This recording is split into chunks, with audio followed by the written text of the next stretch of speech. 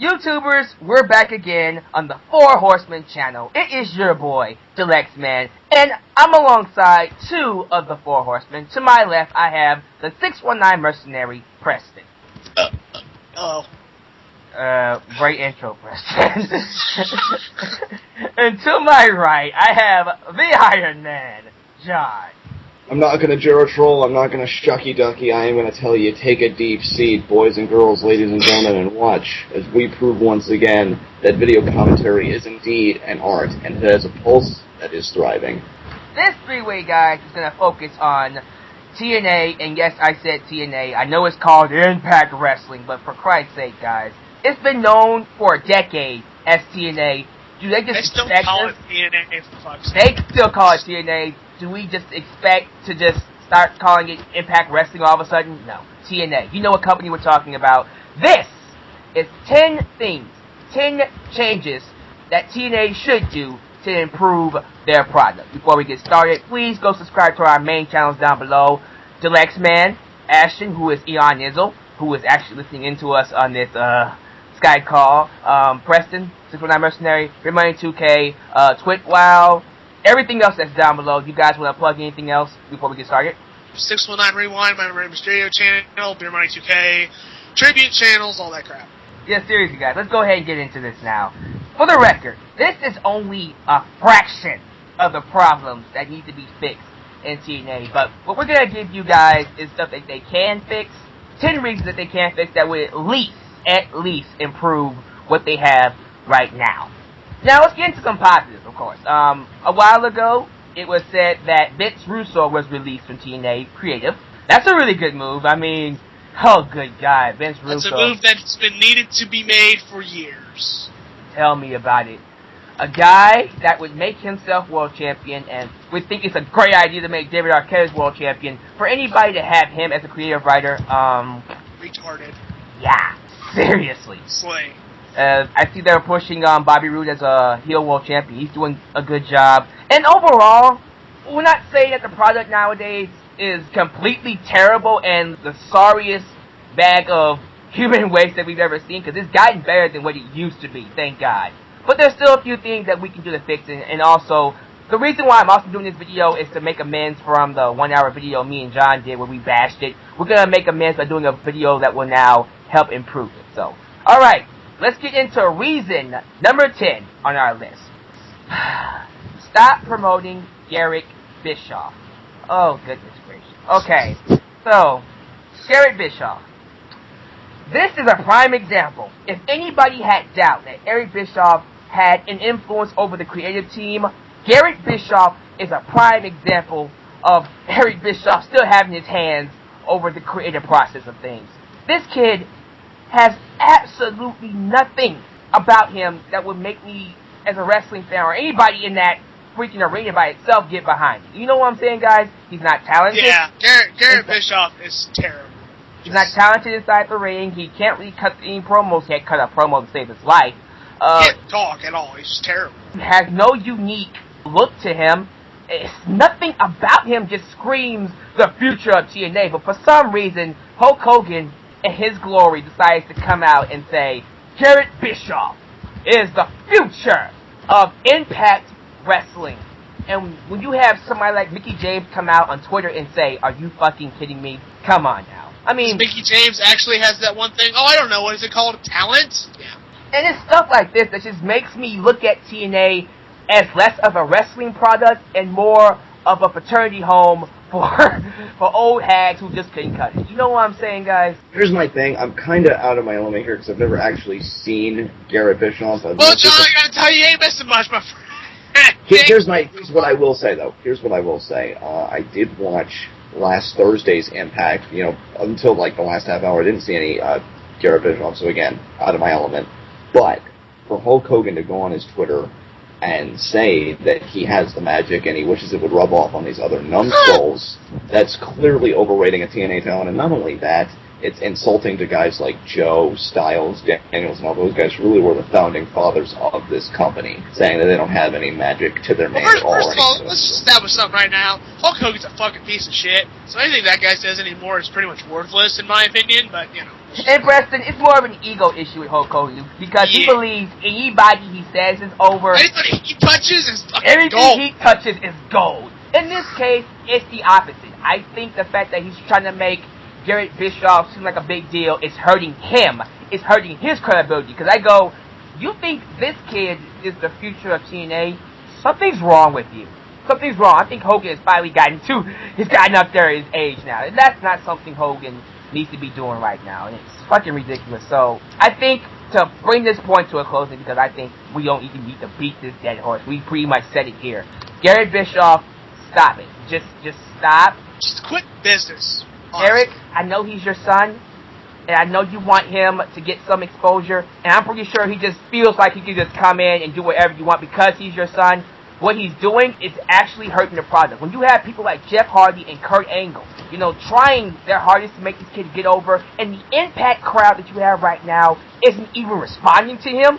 He's presented as a babyface, but they don't even care. They don't even respond to him whatsoever. He even gets booed. TNA, just stop. Stop promoting Garrett Bischoff. Fix it. Fix it. Moving on to number 9 on our list, guys. Quit relying so heavily on Hulk Hogan and Sting. Use them to promote and not to draw. Now look, recently, TNA has hit some rating drops. You know, with the recent push of new talents, that's going to happen. Anytime you try to push some new talents, it's going to be necessarily detrimental to the ratings. But overall, if you continue to establish those talents, the ratings will go back up. That's how it happens all the time. And I just feel like the role they had with Sting as the, commissioner, general manager of the entire product, that was awesome. I feel like that was a great role for him to be in. He could interact with the stars and, you know, rub some of his prestige on everybody else with him being that central role of the company. But anytime TNA hits a low ratings drop, they feel the need to put Sting back into the ring.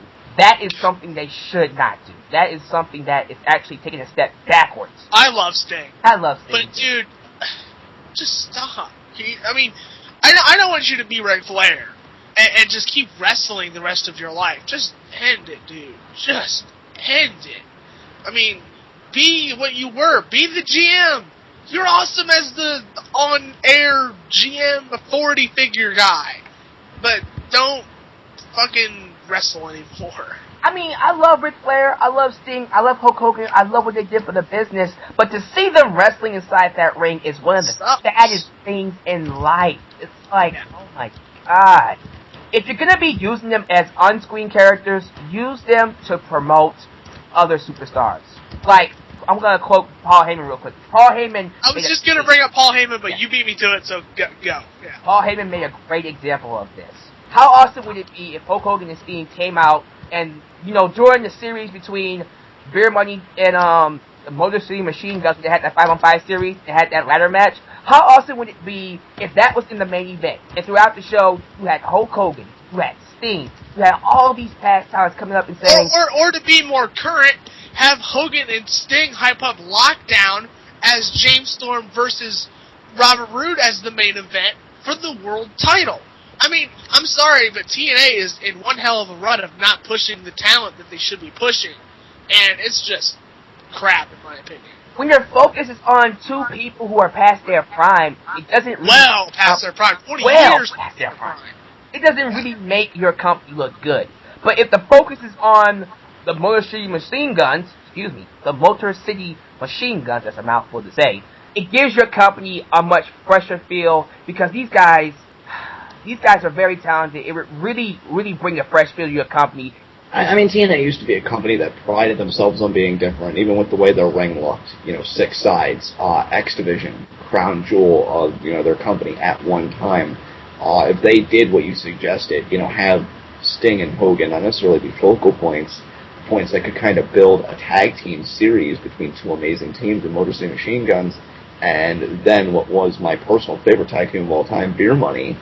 You know, that's also being different because we know tag team wrestling is forgotten art in pro wrestling. It's second fiddle, always has been, always will be. Not much more you can say than that. As far as the capacity in which Sting and Hogan should be used, I completely agree. I mean, Sting, I feel like can still pull out a nice emotional bout if he's really called upon to do so. But that doesn't mean he should be wrestling. I liked him in his GM role as well. I think Sting is just that great babyface that really resonates with the crowd, and I think him being in that position of power only allows him to garner more support, which he could then affect more careers with and get better rubs. Hulk Hogan's Hulk Hogan. As much as I hate to say it, it is a name that is timeless. Maybe a little too timeless in his mind, but it does. It still has that appeal. It still has that marketability. I just feel like the capacities in which these men are being used is all wrong. When you had guys like, Kevin Nash and Scott Hall running rampant, I always said I felt like Kevin Nash could have been an amazing manager to a kid like Alex Shelley or somebody like that, because he's a really great talker. Kevin Nash, I enjoy his and nothing against Kevin Nash and Scott Hall, but the fact that they were tag team champions and beat Inc. in a tag team match, that is bullshit. It really hurts the generation coming up, and that's not something TNA should be doing. It's just my point being, in any self-respecting business, that's why we have retirements. That's why certain people aspire towards retirement, because of the security that comes afterwards. Pro wrestling isn't that kind of industry. You see Ric Flair, I think he's still in, wrestling because he just blows all of his money and he goes broke. He doesn't have that financial security, which could boggle some minds because it's Ric friggin' Flair. You think of the guy, you probably think the penthouse suite, the 2 swimming pools front to back, but it with how he blows money and with how, it's... one indie wrestler really told it to me best. He said, in the world of professional wrestling, be prepared to spend more than you make. And, so I guess these guys just feel like for financial security, for stability. I heard that's why A-Train came back. He's 40 years old, he has a child on the way, and he wants something secure, he wants something stable. So what did he do? He came back to WWE. Only difference being he's friggin' amazing. But it's a shame that because of that fact, this industry can't really progress in a place like TNA because they have it backwards. Guys like Kevin Nash, Scott Hall, even Kurt Angle at this point in his career, their purpose should be as legitimizers, as people who bring See, that's what Kurt Angle is doing, in my opinion. Well, I mean, in some ways, yes. He's currently feuding with Jeff Hardy. We'll see where he goes from there.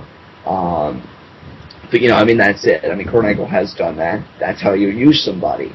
You have to get this talent over. And now, if I was Kurt personally, the more I thought about it, come on, it's Kurt Angle. He has to have some stroke in TNA. I would have pushed for Rude to go over. I would have said, come on, Hulk, don't be like this. Rude should go over here. I'm hurt anyway. Kurt Angle's going into the bout with an injury, but they just laid down and let the outcome happen. I didn't think that was right. I feel like if they had let Robert Roode win the TNA title at the same pay-per-view that Sting Hogan happened, and to their credit, got a massive pop, and it was a Philly crowd.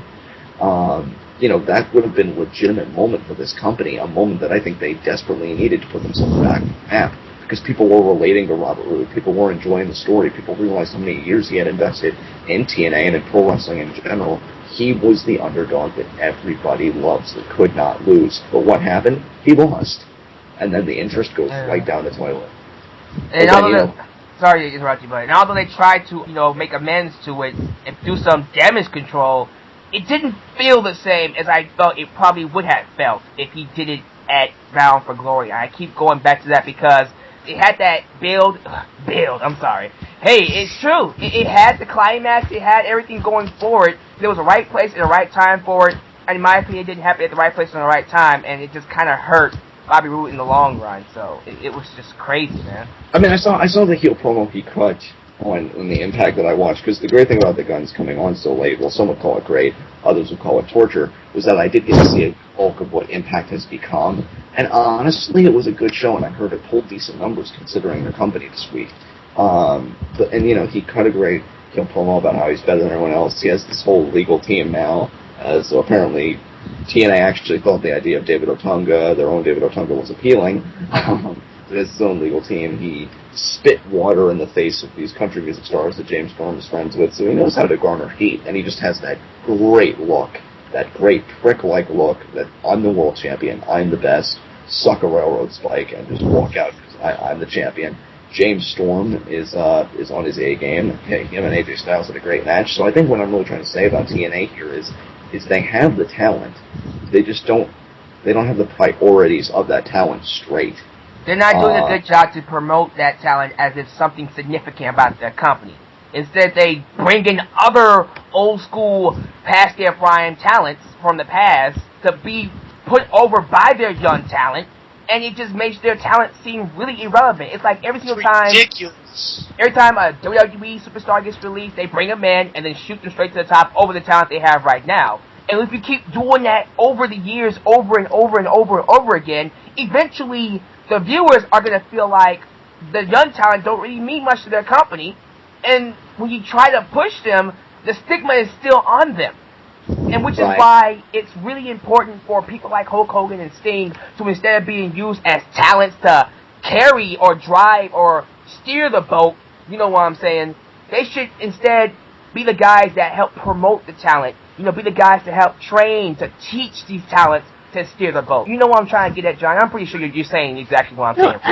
Absolutely. I think with some talents there are an exception. I like what they've done with Anderson. I liked for a time what they were doing with the Pope, D'Angelo Gennaro, Elijah Burke. When he was a title contender and he had all this momentum as a babyface, I was loving it. In fact, I got majorly behind him. And being an AJ Styles mark, I said to myself, I would be perfectly okay with Gennaro ending AJ's title run. So I do feel like, you know, there are exceptions to the rule, as there are with virtually every rule, but I just feel like TNA, they really just need to get it together. I think Paul Heyman is a great vision for this company. Have that one big guy. I think for ECW it was Terry Funk, and they even said in books on ECW that I've read, Terry would always be in the locker room saying, I want to make that guy, I want to make that guy, I want to make that guy, you know, and that guy, and that guy, and that guy. That's the kind of hunger you should have when you reach a certain age. You know what's sad, John? We don't have them people anymore. I feel like those are the people that TNA desperately needs right now. But instead of those guys, we have people that feel like, oh, this is a good playground for me to play in. Let me just come here and work my way to the top. You know what I'm saying? And you know what? I don't really blame most of that on the people who do it, because if the company was under better leadership, and I mean Dixie Carter, they wouldn't be allowed to do that. I guarantee you Vince wouldn't allow them to do that. That's why most of them don't even go to WWE anymore, because they know goddamn well Vince McMahon would not tolerate that shit. But Dixie Carter being the nice, easy-going doormat that she is. And she is a fucking doormat. I cannot stand her. She is a freaking doormat, just allowing just anybody to walk into their company as long as they can give them ratings. That's all she cares about. To defend her, I think she has some redeeming qualities as a leader. I think if you could get a mix of some of Dixie Carter's traits and some of Vince McMahon's traits, you'd have a good business. Well, hold on, Preston, I hear you snickering over there. It's just a matter of... No, I'm laughing at Eon. I'm not laughing at you. Sorry. Oh, okay. I was going to say, you know, she does have that good, you know, personal skills with the talent. That's what I think a lot of talent goes crazy over. Because if you look at interviews when they talk about Dixie and their time in TNA, it's just a matter of, oh, she's so nice, oh, she's so down to earth, she really understands, she relates to me, she understands what I'm going through, the schedule. You have to be relatable. That's why I think Vince lost some of the great talent that he did when Jeff Hardy was pulling for a lighter schedule in WWE, and he was a mega star. And the idea that Vince just would not budge and give Jeff that time, no wonder he said, go fuck yourself, when he left. I mean, really. I mean, John, that makes perfect sense, and, you know, that is something reasonable. But I'm not saying it should be a pushover either, though. Yeah. I mean, not to cut you off, but I'm not saying for our listeners that, you know, being a pushover, that's the way to go. No, there is a time and a place, and I think that's something that both Vince and Dixie can work on, just a little bit. Pick your battles. Definitely. Stars like Hogan and Sting should be more used to promote the talent instead of being used to drive the ship, steer the ship. And I think when you use them in these roles as, you know, guys that will help train and prepare their minds for the future, it will actually help talents more instead of being used as the talents themselves. So I think we've said all we need to say about that one. Let's go on to number 8. Revamping the tag team division. Now, yes. I know you are really high on the Motor City Machine Guns, John, so I think I'll let you kick this one off if you don't mind. All right, thank you kindly. Watched their return this past Thursday, and I did a reaction video, which it's only 24 seconds. If you want to go see it, it's on Beer Money 2K. Don't blame me if you want to gloss that one over. Pretty much just said new TNA Tag Team Champions that kicked ass. These guys are the team. You know, now that Beer Money 2K, now that Beer Money has disintegrated, you know, these guys, I think, are the number one tag team in TNA by default. And I know you guys might be thinking, well, what about champions? I have not seen, to be completely honest, Joe and Magnus work together. Have either of you seen Samoa Joe and Brutus Magnus have a tag team match together? Decent tag team. They're decent. Yeah. That's the common word I've been hearing. Some people even say they feel like they're a great pairing. So, I want to see these two square off. The idea is, TNA used to have an amazing tag team division. Tell me about it. LAX, Styles and Daniels, Triple X, the Naturals, the Dudleys, America's Most Wanted, Team Canada, and now look what we got. Now all we have is Mexican America. The British invasion suck. God, British invasion isn't even being used. Inc is gone. I'm pissed off because I was an Inc. mark, and I'm so mad. TNA pushed them and fucked them the way they did. That was some bullshit, in my opinion. They didn't even get one run. That's a shame. That really is. It's a shame. They never even got one taste of the gold. And I think, if it was old TNA, they would have gotten the gold. And I don't mean to be it eventually. I don't know when eventually would have been, but they would have gotten the run. It took the Machine Guns forever, in my mind, to finally win the tag team titles the first time. Because I thought there was a point where they were insanely over, getting great reactions, what have you. But, TNA waited a little bit. And it's not that nobody cared when they finally won the titles. I mean, I know I certainly did. But I feel like, that's another thing. They didn't really capitalize when they saw that these teams were really getting over. And then you're putting teams together like Pope and Devon, which just results in a feud. I hate the randomly put together teams. Like, yes. The recent one, ODB and Eric Young. Don't even go there. Don't even go there. God. Knockout. No. Tag team champion. not to cut you off though, Alex, but it's so sad that there was actually a tag team tournament based off of random pairings, and the winners get to be the champions. What the fuck is that? That's how bad it is. They're pretty much just saying out in the open, we're recreating our tag team division from scratch. What you see is what you get. Deal with it. And see, John, sometimes that can work. Because although Samoa Joe and Mac is a random tag team pairing, they actually work together. I mean, right. Owen Hart and Yokozuna is an odd pairing that worked very well with each other. So it can work, but they should take special care with just putting random people with each other, because you can't just do that and expect it to work. You can't just put these two people together and then tell them go have a good tag team match. Sometimes it doesn't work like that. And I feel it's called chemistry. It's called working together. It's not, random people have a match. We had nothing to do with these guys, so let's throw them in a tag team. The funny thing is, they do that. They did that with Beer Money, but it ended up being one of the best tag teams in the company. So, but here's the thing about Beer Money, Alex. They would put them together for just impromptu tag matches. It would just be Robert Roode and James Storm coming together as Robert Roode and James Storm against some tag team, because I guess they were promoting their own singles feuds at the time. Then, because they work so well together, they're thinking, maybe we have something with this. And I loved when Beer Money first started. I'm not saying I ever rewarded the guys again. For a long time, they were my favorite tag team of all time. Now that they've disintegrated, Wonderson Machine Guns wins the spot back again. But I remember when they first started, and they feuded with LAX, such a great feud. I remember when they put Homicide through the glass table, and, they were just such bastards. But James Storm, though, friggin', he's like, he made these really basic Beer Money t-shirts. They were like white with black lettering. He's like, bam, Beer Money, place tag team belts here. That is great. And that's what we need. See, Alex, look, you often hear it in like singing contests, talent contests. It's not really that you need a certain act to be, well, I shouldn't really say it. I was going to say, it's not that you really need an act to be bold or eye-catching. I mean, that always helps. But if you do something well enough, it's going to get over. You can even take the most elementary thing. Again, James Storm made these t-shirts and they got over. And they were the most basic t-shirts. It was, I swear, it was like a white t-shirt, black lettering, and place tag team belts here. And the crowd wanted the shirts, and then they reacted to them. You need to understand your audience. And I think, I've said so much about WWE, I think it really bears repeating in regards to TNA. Your audience is your product. That's why I said I think the most poignant thing I've said as a commentator to date is that a true wrestler shouldn't aspire to be a world champion, but a people's champion. If you can win the crowd, you'll never need to be a world champion. That's why I think Jake the Snake Roberts was so great. That's why I think he knew he didn't need a title. He had the crowd. He had a gimmick that the crowd loved. They popped when he took Damien out of his bag. Anytime. So I think the aspirations need to be set even higher. It's not coming in and saying, yeah, I want to be WWE champion. I want to headline a WrestleMania. No. Your goal should be to get over and to get the biggest pops that you possibly can, or the biggest cheers that you possibly can. Your goal should be, I want to be the best in this wrestling. Right. And the crowd ultimately, you can win all the championships, you can have all the matches, but if the crowd is constantly booing you out of the building in a sense that they know you suck, John Cena does not suck. Garrett Bischoff, I'm sorry. Garrett Bischoff, there you go.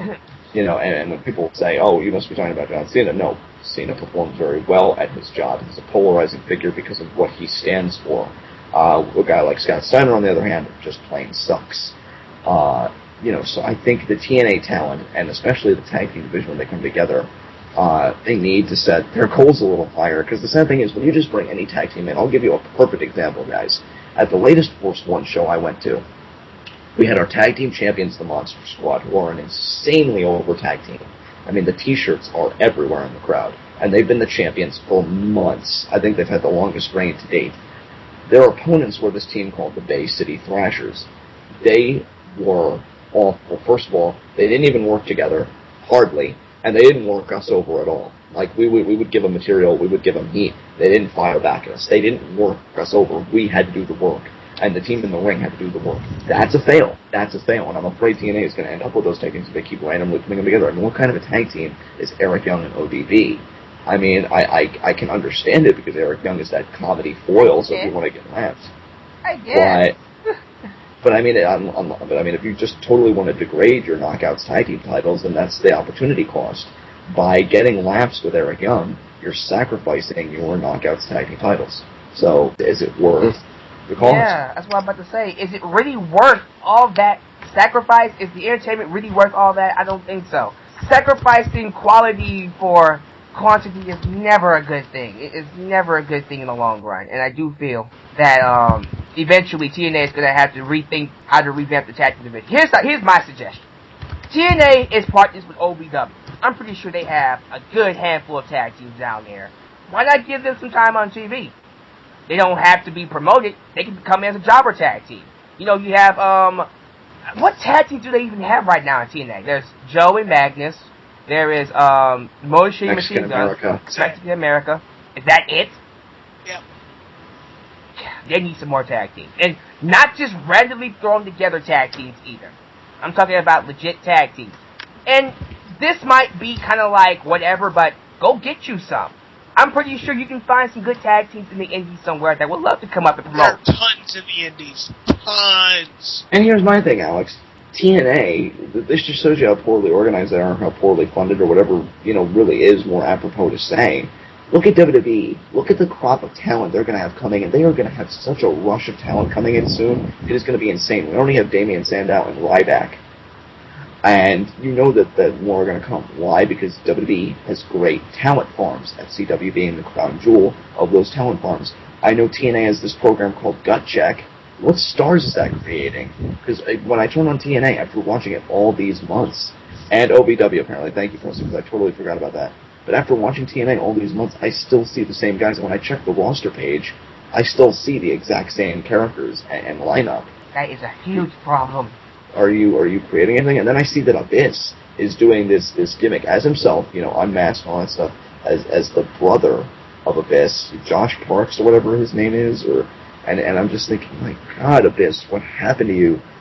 TNA Abyss is dead. Abyss has been dead. Abyss used to be one of my faves, to be honest. I'm gonna level with you guys. Abyss used to be one of my favorites, and to see what he's become, it's sad. awkward. Sad. It's Guys, keep it constructive. Try and be positive here. Come on.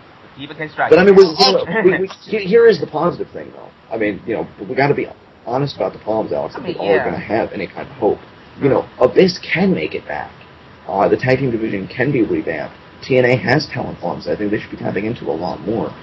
And those are all positives in my mind. But the thing is, Alex, you have to have the initiative to make those positives not only plausible, but tangible. So I'm airing the grievances, but I'm also giving you the hope. You have a talent farm. The independents, as Preston said, out there, hungering for opportunity. Abyss can easily be salvaged in a few months' work of great writing and build, not control. Every problem with TNA, and we're not even done the list, but every problem with TNA, I'm going to say right now, is fixable. It is. There's no problem that they can't get out of, and that, Alex, I think, is the ultimate positive. So I'm going to give it back to you. Okay, guys, let's go ahead and move on to number 7. I think we pretty much nailed number 8. Number 7 is pretty simple. Revert back to the No Limits X Division, and not the weight class that we got right now. Oh, my God. Fuck Eric Bischoff. he sucks too. When Eric Bischoff came out and claimed that the X division is now a weight class division. Oh, I hate that. And I get it. I know where he's going with it, and it goes back to that whole traditional weight class shit, which I just do not like. I really cannot get behind. That's why I like WWE is actually gave the heavyweight title to people that are not heavyweights. Right. Because it's 2012. It's not 1970 something anymore. Yeah. And I felt like what TNA was doing in 2004, 2005, when they was allowing wrestlers of all sizes, shapes and sizes, that can wrestle a particular style. Not based off of their looks, but if they can wrestle that style, that unique, fast-paced, high-flying, unorthodox style that AJ Styles made famous, by the way, that's what really made the X Division. Nowadays, Austin Aries, oh, for Christ's sake, he is doing a fabulous job as X Division champion, by the way. But that is the only person we have. I mean, Jesse Sorensen was getting there. He's very talented. Where's the X Division? There is no X Division. Where's the division? X Division is dead. Who do we have? Austin Aries, Zema Ion, Jesse Sorensen, Kid Cash. Kid Cash can't even go as well as he used to either. It's like the tag team division. What the fuck happened to the X Division? It is lacking talent.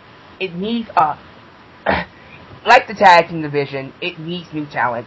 It needs one hell of an overhaul. Definitely.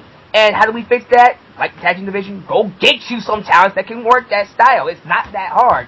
There are tons of people. There's amazing talent in Shikara and CZW that they bring in from fucking all over the place for best in the best, or Shikara will bring in for whatever. There's the talent that's out there, and they just don't want to go get it. Where's Loki? Where's Jack Evans? Where's all these talents? Where's Amazing Red? I don't know what happened to him. Where's Amazing Red? Yeah. Oh, he up and left long ago. I would understand, because he probably wasn't being used. Where's Shark Boy? He's a referee. What the fuck? Wait, whoa. Shark Boy's a referee? Yeah, they made him a referee. Are you serious? He's one of the referees, yeah. I did not fucking know that. It's ridiculous. It's TNA, look, when you put limits on yourselves, you are pretty much limiting yourself from being something different, being something unique, and you are pretty much stopping yourselves from being the best you can be. That is exactly what you're doing with the X Division. If you put a weight class over it, you're pretty much halting one of the things that made your company great. The X Division was one of the main reasons I started watching this company. Now it's just like, if they would do anything, if they would learn anything from the past, they would revert back to that style. Stop focusing the X Division about a weight class and start focusing around the style they used to have. If you had to bring AJ Styles and Christopher Daniels and Cass back into the division, do it. They're not doing anything, so put them in the X Division. Have them feud with Austin Aries for the freaking championship. You know. Here's the thing, Alex. I think you said it best. It's a different era in wrestling. We always talk about with faces and heels that the greatest marketability in this day and age is the shade of gray. Unless you come across those crown jewels who are amazing faces or amazing heels, which Punk is proving to be that amazing face, Daniel Bryan that amazing heel. In regards to TNA, why put a weight limit? Again, it's as I previewed at the beginning of this commentary, TNA prides itself, or it used to, rather, on being different. You have cruiserweights, we have no limits. That was their answer. They took that away, and you know, when you have a guy like Samoa Joe, a 300-plus pound guy, scaling those ropes with such ease, you know, that's money. You want to see that. I want to see Joe kill people either his size or smaller than him for that championship and own it and make it his yard. AJ Styles, phenomenal. As some of the most innovative offense I've ever seen. Jerry Lynn, pioneer. You know, incredible performer. Sanjay Dutt. Why Sanjay Dutt never got an Sanjay Dutt never got an X Division title reign? I never understand. I thought his guru heel gimmick was hilarious. Plus, he got to play tonsil hockey with SoCal Val. So clearly one of the luckiest people in TNA. But why he never got an damn straight. Why he never got that X Division title reign does not make sense to me. Jay Lethal. Why did you let go of Jay Lethal? Why did you let go of Jay Lethal? That was fucking stupid. That could have been a world champion for you. Seriously.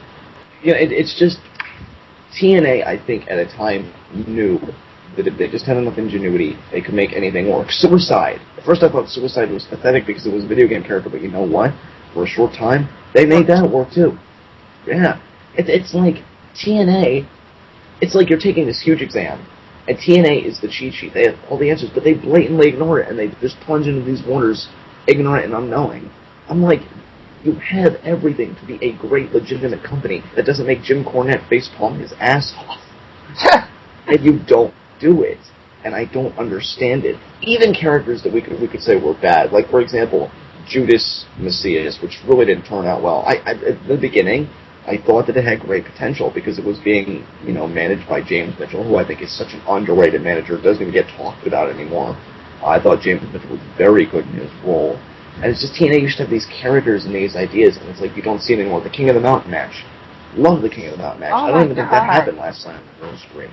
The lockdown steel cage. Now just an ordinary steel cage. It's like, you took the fun out of it. I liked going to TNA because I knew I legitimately was getting something different. It was different. So and that's what's missing. I feel like now, since bringing in Hulk Hogan and Eric Bischoff, they've gone away from being different and have gone back to being traditional. They have killed the company. And that, to me, is what's probably the biggest mistake they have ever made in their life. Because they want ratings so much. They wanted to get to where WWE is so much that they lost their identity. They're stupid. And see, again, you see it in what is now the X Division. Because I guarantee you, majority of the fans that watch TNA, you ask them why they watched it, they would say the X Division. What they brought from the X Division, that new, unorthodox feel to wrestling that made them say, this is the new generation of wrestling. And since you put a weight limit on it and you really narrowed it down to a cruiserweight division, you really just took the uniqueness out of it. And I think if TNA really wants to get back to, or at least try to get back to those glory days, have to revert back to the No Limits X Division. Not the weight limit, the No Limits X Division. I just want to share something with everyone, a very poignant piece of commentary from Matt Stryker on the latest episode of Superstars during the Tyson Kidd Hunico match. And he said, this is the new style of wrestling today. This is not what your parents grew up with, where the most deadly hold was a double axe handle off the top rope. It's a different style. It's a different breed. And I think, this is our norm. If our parents watched the wrestling that we watched, they'd probably be blown away, and they'd think, wow, this is incredible. And I'm not saying we don't get blown away or we don't appreciate it, but it really has. It's come to the point where it has become our norm. But TNA knew how to take those norms that we grew accustomed to and accentuate them and repackage them and make them feel different and have a different energy, a different aura. And I feel like they lost that touch, and with losing that touch, the once prominent glittering gold has just become fool's gold. And it's a shame. So get back in touch, TNA. I know you can do it. I know you can do it. That's the thing. We know they can do it too. They have to want to do it. And hopefully they do. The next one on our list, guys, refers to the Knockouts division. And honestly, it's not really a problem. Not a big problem, at least. But it's something they should look into. Showcase different Knockouts. Because, as of right now, perhaps the most drawing division in their company is the Knockouts division. With Gail Kim as the Knockouts champion. I think she's doing fantastic as the Knockouts champion. They have Mickie James there. They have Tara or Victoria there. And other stuff, too. The only problem with this division, over the last few months, I've only seen 4 Knockouts showcased. Mickie James, Gail Kim, Madison Rayne, Velvet Sky. Once in a while, we'll get ODB. Once in a while, we'll get Tara. I haven't seen Miss Tessmacher. I don't know what happened to Angelina Love or Winter or Jacqueline or... They were on the last Impact. They kind of had a cluster match of former TNA Knockout champions and an elimination-style match where the winner would become the number 1 contender for Gail's championship. Velvet Sky won the bout, so she's the number 1 contender for Gail's championship. Okay, so maybe they are being showcased, but they're not being showcased in a way where they feel important. You know what I'm saying? That's why I feel TNA just needs to look into that. You shouldn't keep the same 4 knockouts in what I would say the top tier positions of the knockouts division. Swap some people out. Once in a while, switch Madison Rayne with Angelina Love. I think Angelina Love is, although not the best to look at, but she's definitely a really talented wrestler inside that ring. One of the best ones, definitely. Surprising to me how completely polar opposite Velvet Sky and Angelina Love are. Holy shit. Angelina Love, not the best to look at, but she's great inside the ring, while Velvet Sky is hot as hell, but inside the ring, holy crap, she sucks. That's kind of funny how those two work out, but... I don't think Angelina Love is that attractive. Honestly, I'm kind of scared for her. When she was posing for, like, her entrance this past Thursday, I swear I saw the lining of her ribs. I think she's getting deathly skinny. At least to me, it could just be me. I don't want to, like, throw any accusations out there or something maybe I shouldn't say, but I'm kind of worried for her. I hope she's alright. Me too. She's great. Mickey was looking great, though. Mickey was looking good. Oh, Mickey's always hot. Of course she's fucking hot. You know what I'm saying. I just think they should showcase more... I have nothing more to say about the knockouts. Just, showcase more talent. That's pretty much it. I mean, I think that's pretty much... really, if anything... Pretty cut and dry, to be quite honest. No, I was just going to say, this seems like the biggest nitpick on our list, because, I mean, the knockouts still get more time than WWE Divas, which we should at least be grateful for that, because I think that got a good 8-10 minutes. Yeah. But yeah, just cycle through the talent a little bit. Don't just let it be a flavor of the month sort of deal. Be in tune with your knockouts. Don't let it be the same revolving door like it has been in WWE. Exactly. Because you give them the time and the respect. It's the structure that I think really needs to be worked on. So. Yeah, that's about it. I think we can go on to the next one. Number 5 is going to be a little bit more longer than this one. Get a more credible mid-card championship. In other words, showcase the TV championship more. Get it on a legit wrestler unlike Devon or fucking Robbie E. Or whoever the fuck. I thought they did that with AJ Styles. Yeah, and Doug Williams. I thought those two were actually doing a pretty decent job. Why not give it to a guy like Shannon Moore? I just feel like, to me, the TV championship is just... They don't really trash. So much. It's just trash. They don't really take the time to really build some prestige around it. A bodyguard. I want to ask Preston a question, since he's like our ECW aficionado. I know they had their own TV championship. How would you say that was showcased? Like the title was almost as important as the World Heavyweight title at one point. Rob Van Dam is, in my opinion, the most prestigious TV champion to ever exist. He held the belt for 2 years in ECW, had some of the most incredible matches I've ever seen. That is how you fucking showcase a television title, not the way TNA is showcasing their quote-unquote television belt, which is a piece of shit. And when they first introduced it, or when I remember when AJ became champion, he said, in honor of you being a former TV champion, I'm going to be on TV defending this every single week. And guess what? He did. Devon wasn't even on the Impact this week. Fuck Devon. Fuck his kids. You got it. It's just, to me, if you're TV champion, you should at least be making somewhat of a backstage segment every single week, kind of in the title. John, this is a prime example of what Shawn Michaels has always been saying. It is the man that makes the title. I feel like, even if you don't showcase it that much, at least put it on somebody that can make it prestigious, and keep it in mind that as long as this guy holds it, it means something. You know what I mean? When you just give it to somebody like a Robbie E., oh my fucking God. Oh my God, I hate Robbie E. You give it to Robbie E., who is... It was a joke. A fucking joke. And you know what's funny? The talent, the guy who's playing Robbie E., he's not bad. But the gimmick is so horrible, so horribly executed, that it's just shit all around, and to me... It's only relevant when Jersey Shore is in season. That's it. You don't want a gimmick like that. A gimmick like Santino is perfect because it's comical, it's silly, it's timeless. Here's the thing. Zack Ryder kind of started Jersey Shore gimmick, but he's made it work. He's beyond Jersey Shore. He's made his own. It doesn't scream Jersey Shore. Yeah, he made it his own. Anyway. Yeah, I mean, other than the woo fist pump, other than that, I mean, hell, if it's woo, it's not even, fist pump. The thing about that is, that fist pump has become more synonymous with Zack Ryder to me than Jersey Shore. That's Jersey Shore. It really has. Which, honestly, I'm glad for, so, yes. When you have people who have no prestige behind them whatsoever, and you just pass around the championship like it's a fucking cigarette, and just give it to random people like Devon. So, like, hit a weed. Like, here you go, have a hit. It is vitally important to establish a mid-card championship because it's vital for people coming up. Because if when you're pushing a talent, how do you get to a guy like Devon? What the fuck? I would just love for a guy like Sting to come out and do some kind of like a work shoot with the entire TNA roster in attendance and a packed crowd and saying, you know what, TNA that I first came into when guys like Jarrett, Christian, Rhino, and you could do some name dropping, when this company really had the passion, really had the fire, and I look around, we are in shambles. And then he would point at Devon and he would say, you're the TV champion, you're not on TV. Paradoxical much? And he would force him, defend that championship. Somebody needs to take charge of that title, because I do see a lot of somebody needs to put some fuel on the gas tank and give this company a kickstart, because it's ridiculous right now.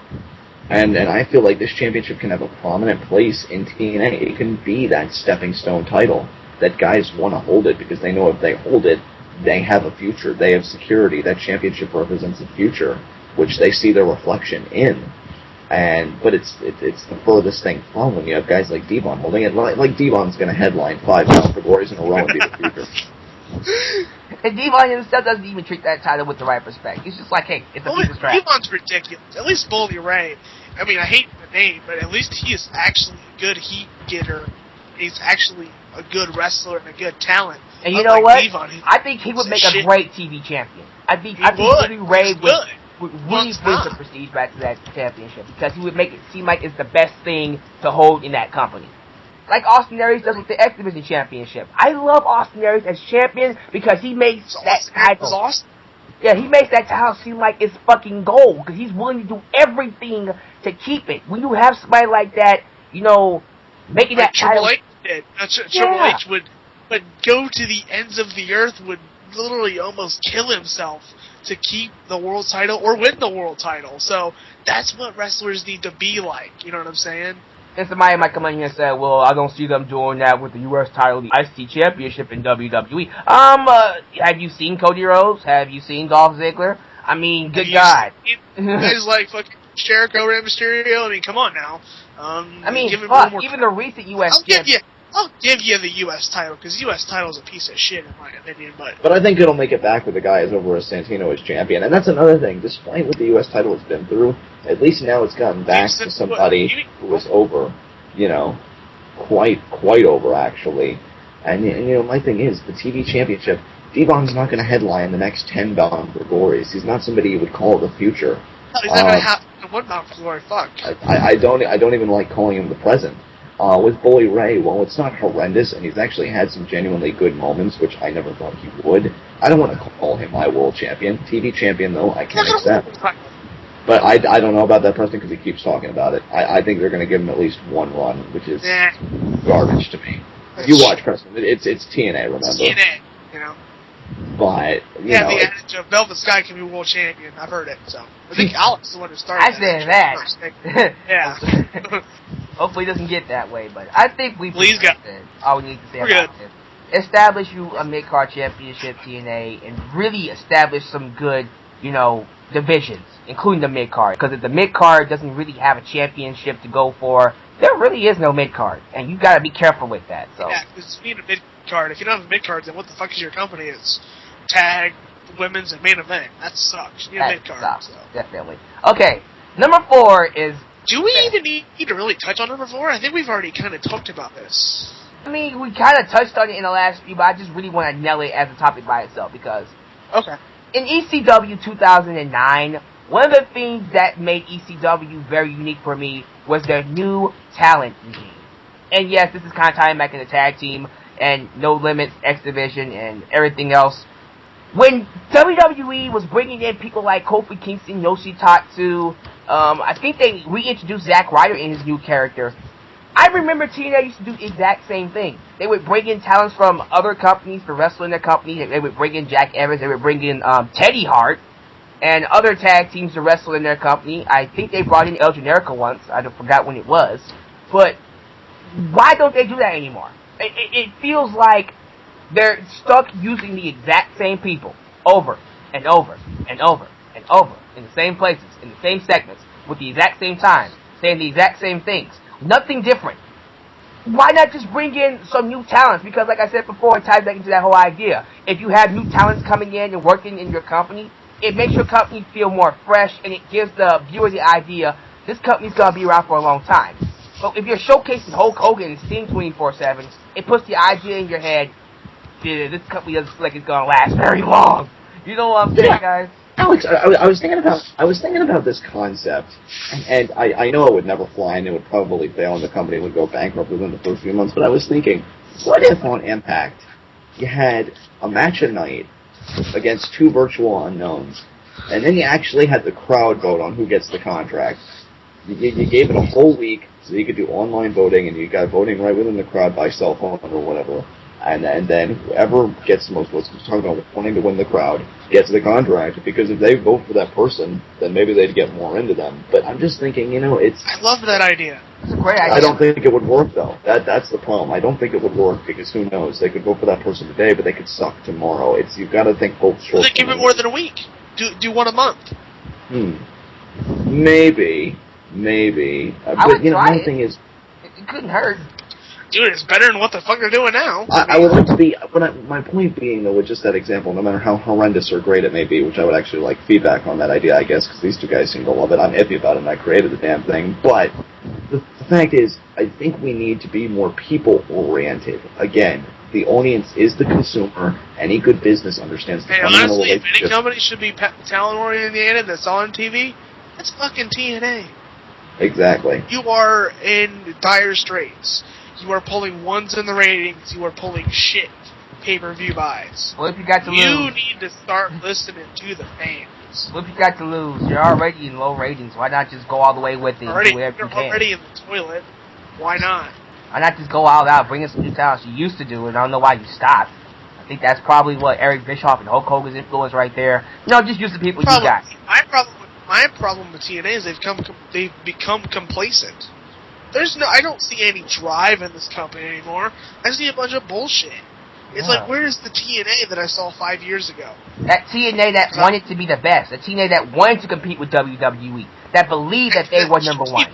Keyword, compete. Not overtake WWE, which they tried to do, which are fucking stupid. But, whatever. But here's the thing, though. Even that TNA, we can at least say they had the balls to try, to stand up and say, okay, let's see what we've got. There's no trying anymore in this company. It's just the same crap. She's like, yeah. I look at when we talk about new talent initiatives and new ways to bring in talent, why not exchange human capital? Again, we have to think about this, and I know we hate these terms, in business terms and analytical terms. Why not, if you're seeing a great guy in Japan, say, you know what, we'll give you these two guys from America if you let us have this one guy from Japan for a good 3 months. Exactly. 4 months. And just, wrestling, I think, would be a lot stronger if a lot of the independent scenes and even the companies that are somewhat big but not quite there, like an ROH or TNA, would work together. Because Jake Roberts said it best, and this is why Jake Roberts should be a Hall of Famer, isn't a Hall of Famer, and I'm just a Jake Roberts smart. But he said, TNA, you're third place. Don't even contemplate being second place. You're a joke. WWE automatically is first and second place. You're third engine. That's all you'll ever be. And if you're the talent and you see that, you should have this great drive to prove a guy like Roberts wrong. But then you realize all the stupidity that goes on within the workplace that happens only validates his arguments. When you've got a guy like The Rock saying that your world champion is doing great stuff, you're doing something right. It's the fucking Rock. Exactly. And you're doing something right when he takes the time to say, hey, Bobby Roode, great stuff. Look at what you're doing with him and maybe apply it to another guy, not formulaic TNA, because I know I have to speak very slow, not as a formula, be different, but the same premise, introduce him like this, build him, maybe in the end actually give him the payoff instead of just ripping it out from under him, but then when he gets it, let him fly on his own. I mean, what are the common rules of thumb of professional wrestling, guys? That the greatest characters are just extensions of real-life personalities. Exactly. Yep. That better bullet points than full-blown scripts. Which all of our favorite wrestlers are, Exactly. So, it's just, there you go. Yeah, I don't want to be so downtrodden on this company because, as I have said, every problem this company faces is fixable. You just got to go back to the basics. Honestly, if I was TNA, I would have a very serious meeting. I would say, guys, let's cut everything off and go back to square one. Begin this company anew. I will say the one thing that I think they are doing right in the new talent department is the Ring Ka King promotion. No matter if you think it's a good product or a bad product they're putting on TV, India is starving for pro wrestling. It's a country that really doesn't get that much of it. And they flock to it, and the crowd reaction is insane. I watched the first episode, and they barely even had any matches, but the crowd was just going ecstatic the entire time because it's like, holy shit, we have pro wrestling now. So TNA can be smart when they want to be, and then just flesh out your competency more, accentuate the positives, hide the negatives. Alex, go ahead. And it's not like the talent pool for new talent is empty. I mean, because TNA has an association with AAA, the Mexican company. And they have some association with New Japan Pro Wrestling, and they might even have some association with ROH. They can go. If you have an association with AAA, you should be bringing up talent in loads from AAA. That company is amazing. I mean, that's what has created all the great Mexican stars of today and yesterday. That AAA is a talent machine. I would be grabbing guys off there like no other, but that's just me. I mean, what do I know? Or at least bring them up to showcase them. Why not? Yeah. Have a match once in a while. Be different. Don't be TNA. Here's the problem with TNA as far as like new talent and this and that. I don't think they have the spine. For example, this whole Ric Flair Hall of Fame controversy. You have Ric Flair showing up on WWE programming for the Hall of Fame ceremony, now bearing 2 rings on his hands. And you settle for a WWE talent coming in for one of your DVDs to talk about a superstar, I guess, that you're highlighting. What? That's all you're going to settle for to allow one of your talents to appear? That's lunacy. And I guess because WWE has the stroke and power, I guess they can just move their muscle and it happens. But if TNA said, hey, we want, let's say if Jeff Hardy was still in the company, because we know that he had a very early TNA run back in early 2000, like 2002, if I'm not mistaken, somewhere around there. Can we have Jeff Hardy on our program? We would like him to do something. They'd be like, you're nuts. Get out of here. So I don't know why TNA settled for so little and just fudged like that, because when I read that, I'm thinking, wow, you guys just totally caved. I would have, asked for something more. I don't know what exactly they could have gotten, but my point being, TNA I don't think has the confidence in themselves anymore. Like Preston says, they're not like WCW or ECW. They don't even have half of the confidence either of those companies. If they had the daredevil mentality of Paul Heyman, they would be in a much, much better place than they are right now. They would even maybe surpass ECW, which is going to be because they have the money. They have the money. ECW didn't have the money, and I think that's why if Paul Heyman had the money, oh my god, I shudder to think what the hell we'd be right now. That's the thing. Paul Heyman didn't even have the money. He took more risks than anybody I've seen. They should follow Paul Heyman's standards. Take the risk. ECW was one of the most amazing things ever created, in my opinion. So, take the fucking risk, because TNA has the talent. They just don't want to take no risk. They want to go the safe route. Take some risk. Go out to the comfort zone. While we're singing his praises, if I may quote Paul Heyman for a moment, he said what made ECW so great was that you never knew what you were going to get. 1 week a certain time slot may have a promo. Another week a music video. Another week maybe it's a match showcasing your cruiserweights or your TV title. The worst thing you can do is become formulaic. Right. The worst thing you can do is become formulaic. And, my thing is, that's what I think TNA has become. And you know what? WWE isn't formulaic every week. Every week it's different, is it not? I mean, no, sometimes it is, but most of the time, it changes it up. No, sometimes we end with a promo, other times we end with a tag team match, sometimes we end with a WWE title match on rare occasions. This Tuesday we have a Blast from the Past SmackDown that's live. It's WWE is on a hot streak right now, and TNA was at least the company I remember a few years ago. Well, I still think they'd be getting obliterated. I mean, at least they'd be able to still stand on something. Now I just think it's like you're spreading your arms wide open and you're just like, come at me. It's sad. They're bending over and just taking it. And I feel like that's putting it mildly, by the way. I mean, Alex, I just don't understand why they're pandering to the Devons, I mean, Kurt Angle is doing great stuff, so I don't want to knock him too much, but the Stings, the Hogans, when they're not the future, you can only have so much capital looking back in the past. Your real treasures, your real riches, your real profit is going to come from the future. And the scariest thing about that is that profit, it's an unknown, but if you can at least work towards it, some of the pieces will fall into place. And I will give Kurt Angle this, because Kurt Angle is taking up a Chris Jericho role here. He is trying.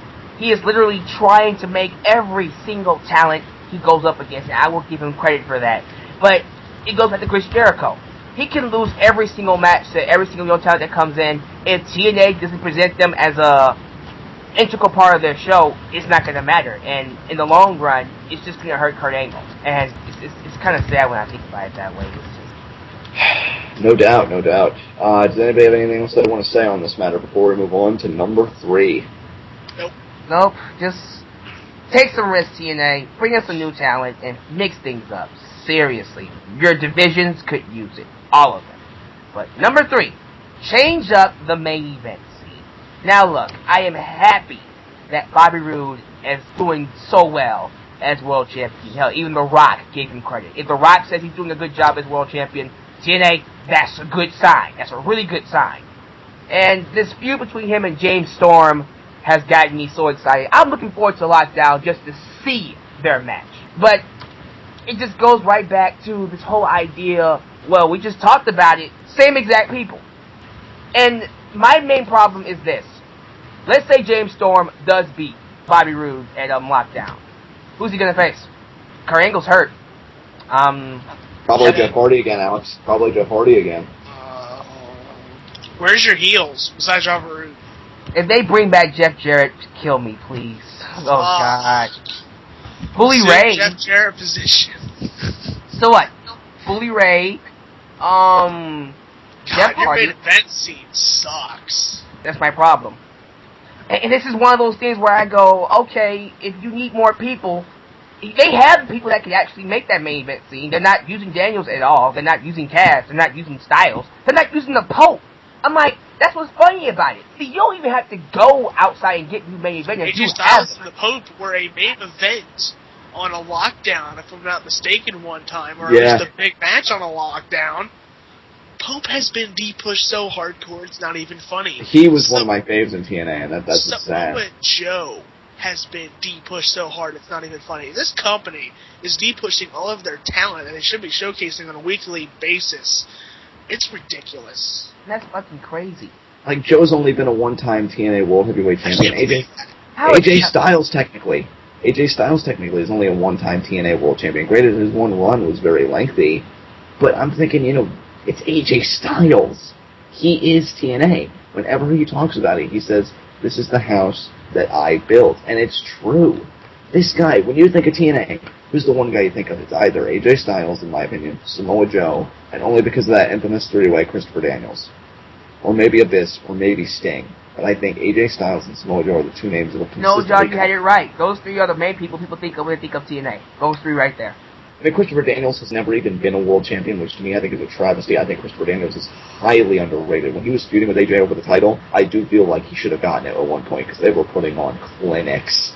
And the idea that he's never achieved that level and he keeps coming back, I'm just thinking, Chris, I know you keep coming back thinking that, it's going to be different, Here's but the it's reason not. Christopher Daniels, to me, he's not as good as people think he is. I mean, I know I'm probably going to get crucified for saying that, but he's No, good. dude, it's your opinion. He's good in the ring, but I don't really see him as a top-level main event guy.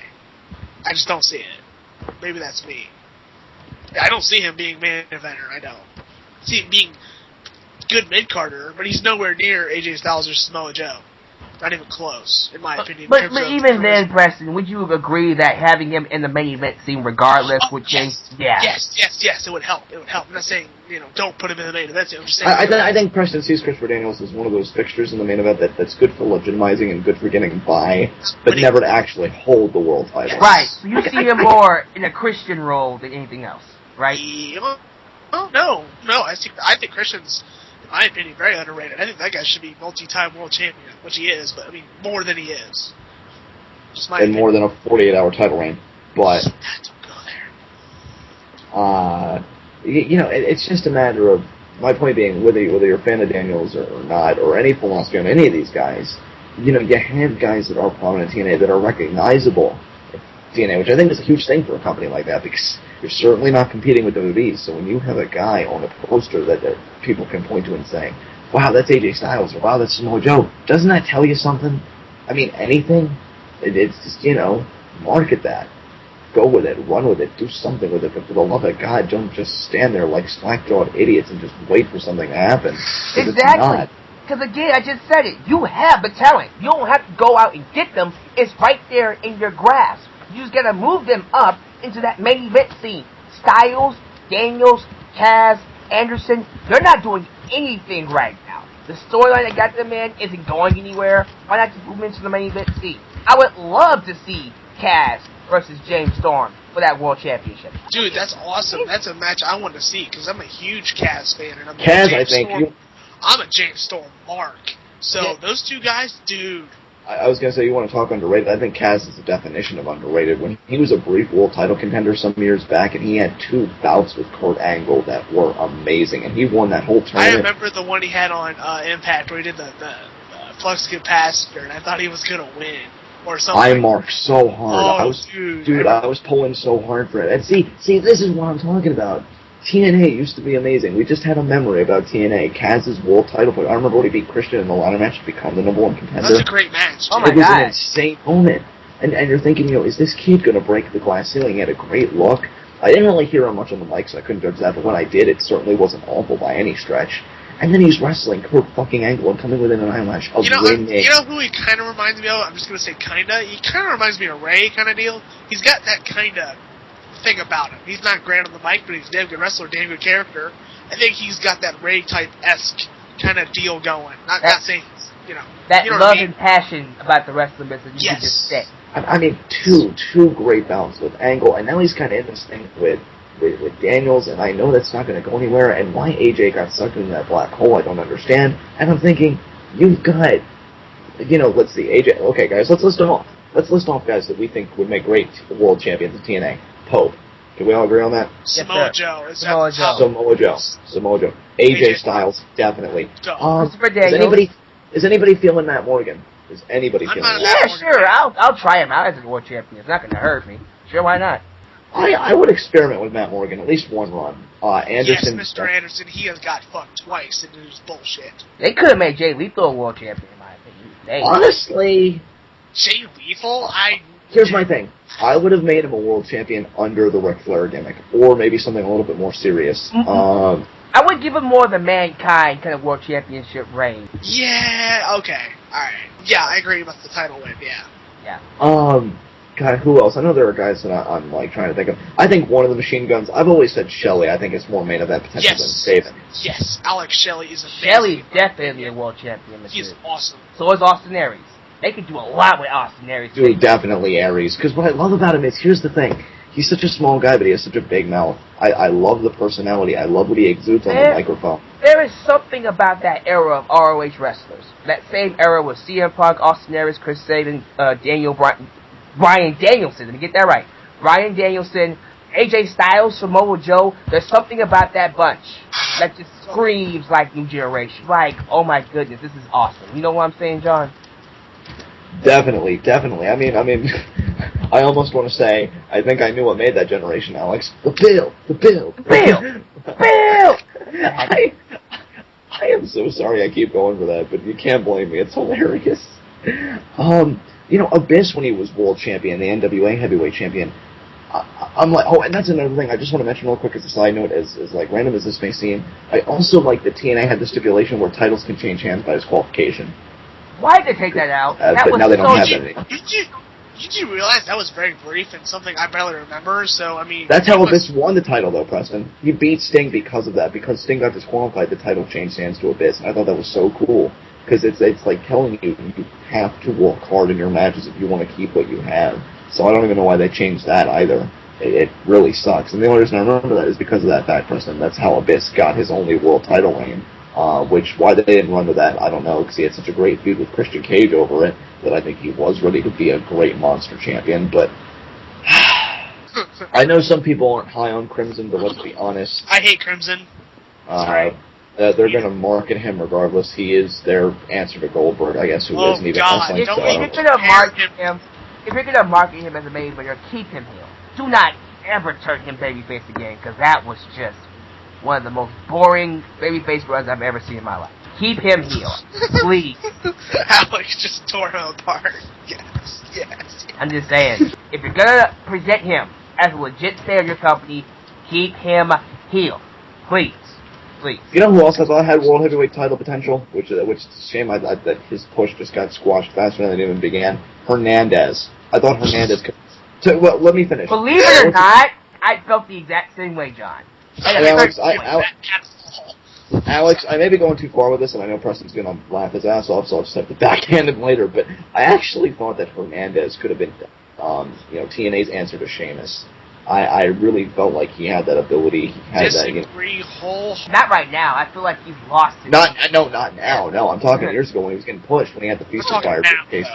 I'm talking now. Not even years ago. I don't even see the guy ever as a world champion. That's just me.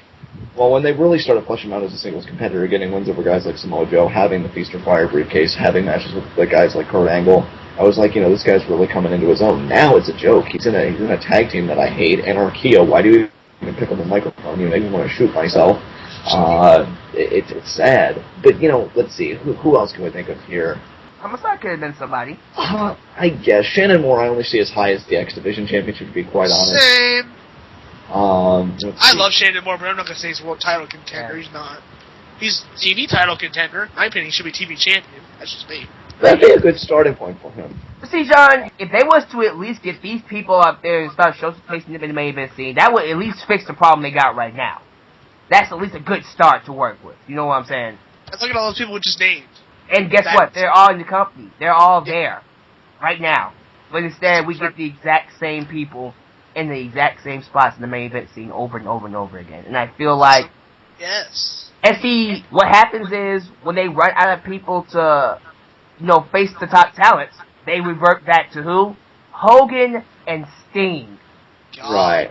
And here's the elephant in the room that I don't think anybody's really talking about when they're talking about, the biggest problem with TNA, as they would with every wrestling company. Styles, Joe, Daniels, those guys that are TNA aren't going to be there forever.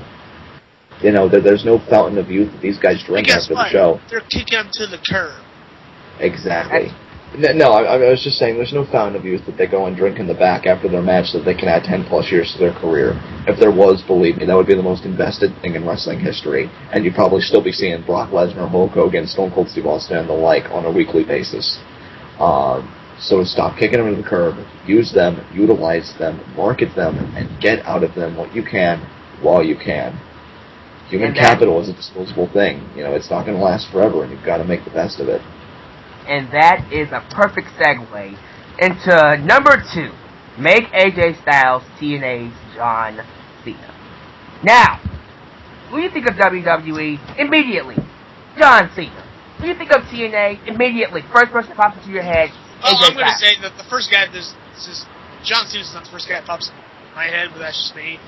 But, getting back to the point here, you think of AJ Styles when you think of TNA, because back in the day, if they wasn't using AJ Styles for the main event scene, he was always being used. I shudder to think where TNA would be without AJ Styles. Seriously, if he wasn't in the main event scene, he was somewhere. You know what the crazy thing is about this? What? He is the first Grand Slam champion in TNA, and he is not doing shit.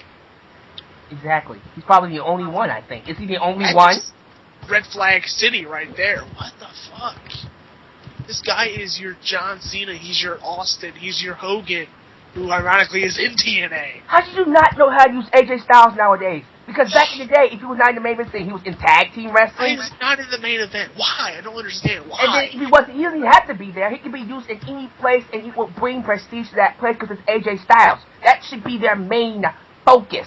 I was just going to say, Alex, I think the biggest disparity between AJ Styles and John Cena is that I think AJ would get even more love than John Cena because the internet has no gripes with AJ Styles, and I really don't see anybody half and half saying, let's go AJ, AJ sucks. Let's go AJ. Everybody loves AJ. I love AJ. Everybody does. Just imagine this. If Hulk Hogan was to come in, and the first thing he said was promote AJ Styles, how much focus TNA would get right now? And see, here's the thing with AJ. This guy is a lifetime face. I've hated his heel runs. To me he's like a Ricky Steamboat. He cannot be a villain. He's just too good. Wait. When has Ricky Steamboat's been a heel? Never. No, that's what I'm saying. He's never been a heel. I was just clarifying. I don't think he's ever been a heel. Okay. No, he's never been. And the point I was making when I brought him up, Preston, was that I think he is like a Ricky Steamboat. That he never should be a heel because he's just got such great appeal as a babyface. And why they tried making it when they first of all Prince AJ was crap, but what I think was even I had the displeasure of seeing that at my first ever TNA live event. Sorry, that was terrible. But yeah, and just and then when he was with here's the thing that really disappointed me and almost aggravated me.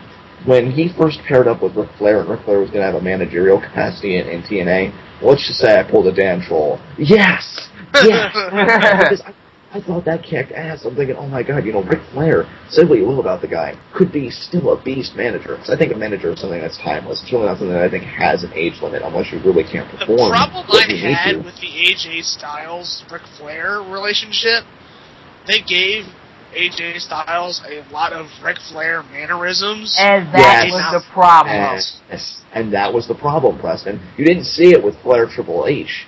Flair just managed Triple H, and he did that job. He kept the world title around the game's waist. It should have been exactly the same with AJ. When you've got him coming out in the trademark coats and the blonde tips in his hair, I'm just thinking, you're trying way too hard. Fuck?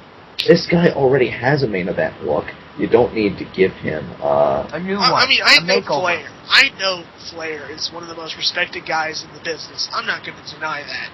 But I'm not the biggest Ric Flair fan in the world. And the guy does not. You do not need to model yourself after Ric Flair look-wise.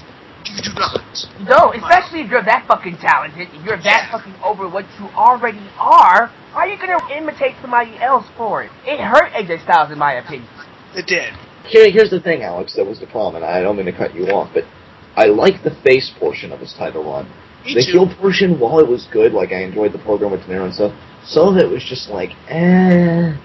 And then when they made Fortune, I marked so hard. I loved the idea of Fortune, because you have these young, hungry guys who want to make an impact. The only problem I had with Fortune, it was too much like the Four Horsemen. I mean, that's your opinion. I can understand that, but that's not even it for me. The death blow was when they immersed themselves with Immortal and they became a conglomerate. God. They should have had a gang warfare storyline. That's what I wanted, because when I'm watching those two factions in the ring, I was marking a bit. I'm like, oh my god, we're going to have gang warfare. Holy shit, it's going down. It's going down. And it's just like, then when they shake the hands and they hug, I'm thinking, no, you just blatantly told me go fuck myself. Which TNA likes to do on a weekly and monthly basis. Because I'm thinking, you've got all the talent together. AJ Styles should have spearheaded that group.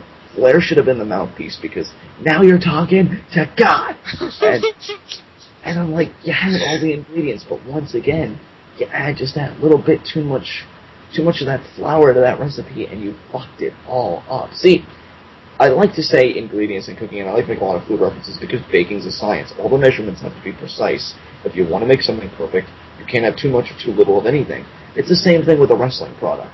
If a guy's a great heel, give him the right amount of talking time. Don't let him talk you to death. If a guy is a great face, you don't have to constantly shove him down the throat. Have him be at different places on the card. That's why I think John Cena lost all of his momentum. That and working with guys that really didn't do their job so great, like Kurt Angle. But that's just me. It's a science. Wrestling is a science, both how you book it and how you execute it. And with AJ Styles, it's like it's the perfect test tube experiment. It's the ultimate wrestler. But it's just sometimes it just gets so poor. And I'm thinking like the love angle with Karen Angle, and I'm like, what is this shit? Why aren't you winning world titles? Why aren't you main eventing my pay-per-views? Why? See, TNA management back then, they knew exactly what to focus on with regards to AJ Styles. How amazing he performed inside that ring.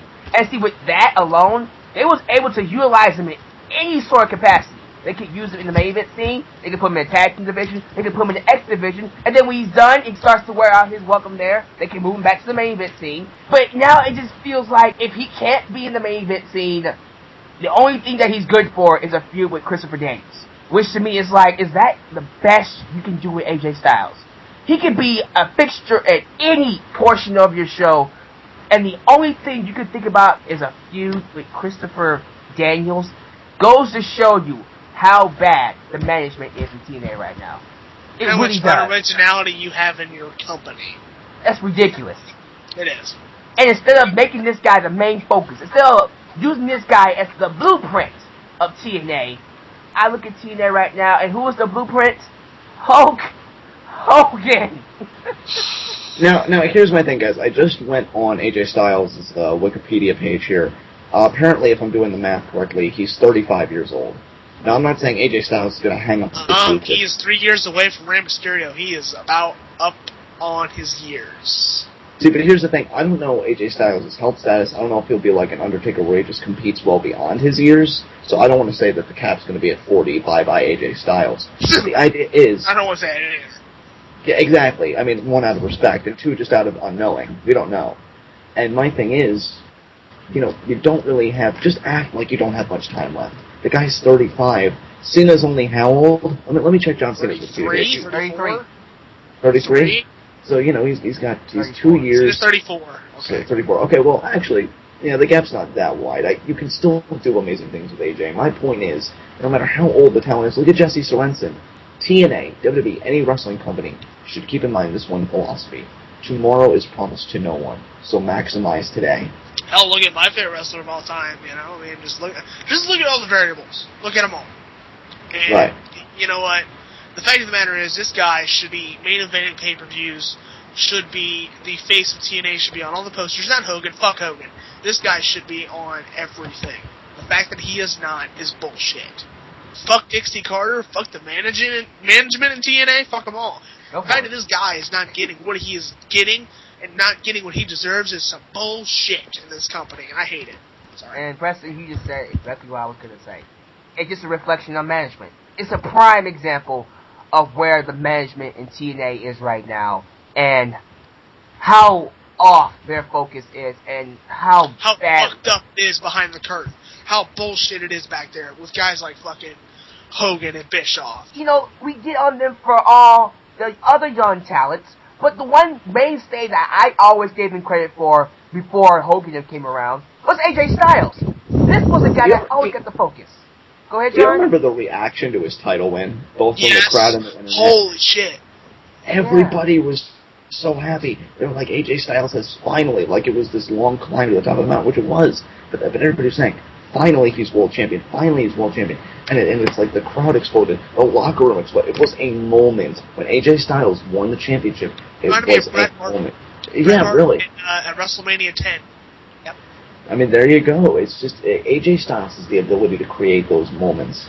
And the idea that he's not being used more. Now, he had a great match with James Storm this past Thursday on Impact. It was had a lot of fun with the match. It was definitely a great momentum builder for James Storm. But it's not all AJ Styles is going to do. Be a part of lower card storylines, but in the meantime, legitimize upper card talents. That's sad. That's fine to a degree. That's fine to a degree, like you're doing with Randy Orton. But no, okay. Randy Orton's a nine-time. And at least Randy Orton feels like a fixture. He feels like a main fixture of the WWE product because they make him feel like this guy is one of our main people. You watch us look at our future Randy Orton. We don't feel that way with AJ Styles, and that's a big problem. There's a big difference, big gap between Orton and AJ Styles. Huge. It's huge. I'm just saying, in like the perception, Orton is that main event guy. AJ Styles should be that main event guy. He should be one of those top tier guys. So it's not even that I'm clamoring for AJ Styles to be that 9-time champion, just to be treated with the respect of one. Why is he not at the Shawn Michaels level? Shawn didn't win a ton of belts, but he's one of the most respected men in the industry. AJ Styles should be at least 5-time world champion, at least 5. And the fact that he's not is really stupid. You guys got anything else you want to say about this? No, I've said all I want to say, brother. Let's move on to the big number one. TNA, if you ever plan to give a futuristic feel to your company again, you need to put the focus on AJ Styles again. Put that focus back on the boy. He still loves the business. He still loves doing what he does. He still has a passion for it. I would hate for that passion to die because of how badly he's being treated. Because I know goddamn well, if push comes to shove, and TNA forces AJ Styles to leave their company, and if they even think about firing AJ Styles, WWE would be happy to let him in. Will he get the same respect? Honestly, I'm going to say this right now. AJ Styles does not get pushed back to where I believe he belongs in a year. I say he quits TNA, goes to WWE. Can we say AJ Styles CM Punk feud or AJ Styles Daniel Bryan feud? AJ Styles motherfucking Rey Mysterio. Yeah, WWE actually wants AJ Styles, and they will actually take AJ Styles and make use of him. So you better be careful. But here's the thing. I think AJ Styles suffers from the same kind of thing that a Daniel Bryan suffers from. I think he's too loyal, and he's too good a person. I don't see him leaving TNA. I see him sticking with that till the end. Because he knows he built it. He knows he built it. And one way just because you build something doesn't mean you gotta go down with the ship. Just my well said. Well, sometimes that's how captains are. There are those captains that have so much pride in what they build, they would rather go down with it instead of moving on to another ship because it hurts. It hurts them more to know that, look, I made this creation, I'm gonna die with this creation, than to go, I made the creation and let somebody else take it and run it into the ground. You know what I'm saying? It reminds me of Paul Heyman kind of deal. Yeah. I don't know. We'll just see what happens. But AJ, I feel for you, man. I've seen you live twice. I've met you. You're a great guy. Just